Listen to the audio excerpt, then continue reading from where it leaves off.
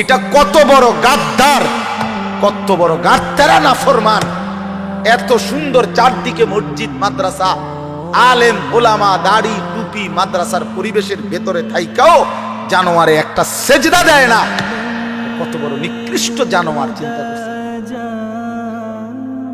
এই বাপ, এমন সন্তান পাইলা কবরে যাই আফসোস ছাড়ার কিচ্ছু মিলবে না।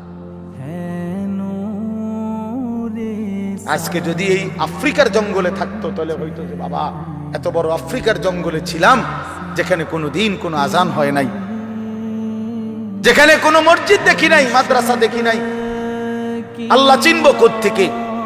আমি তো আফ্রিকার জঙ্গলের ভিতরে থাকতাম। বলেন, একটা ছেলে বলেন, এই ছেলেগুলো বেনামাজি যে ছেলেগুলো, এদেরকে জিজ্ঞাসা করেন যে বাবা তুই কি আল্লাহ চিনলি না, না রাসূল চিনলি না? তুমি বাবা কি মসজিদ চিনলা না, মাদ্রাসা চিনলা না? কোনদিন কি কোরআন দেখলা না? কারো লাশ, কারো জানাজা, কারো কবর কিছুই দেখো নাই?